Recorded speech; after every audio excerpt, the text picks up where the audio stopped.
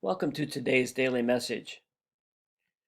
Throughout this week, we've been praying together a series of prayers based on the theme for the month of October, which is Respect Life. And so today, I want to offer this prayer for migrants and refugees that is given to us from the United States Conference of Catholic Bishops. Let us pray. Lord Jesus, when you multiplied the loaves and fishes, you provided more than food for the body. You offered us the gift of yourself, the gift which satisfies every hunger and quenches every thirst. Your disciples were filled with fear and doubt, but you poured out your love and compassion on the migrant crowd, welcoming them as brothers and sisters. Lord Jesus, today you call us to welcome the members of God's family who come to our land to escape oppression, poverty, persecution, violence, and war.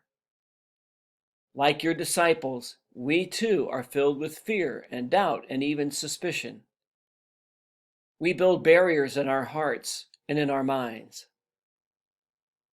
Lord Jesus, help us by your grace to banish fear from our hearts, that we may embrace each of your children as our own brother and sister, to welcome migrants and refugees with joy and generosity while responding to their many needs, to realize that you call all people to your holy mountain to learn the ways of peace and justice, to share of our abundance as you spread a banquet before us, to give witness to your love for all people as we celebrate the many gifts they bring.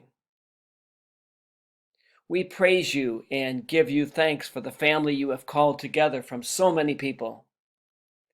We see in this human family a reflection of the divine unity of the one most holy Trinity, in whom we make our prayer, Father, Son, and Holy Spirit.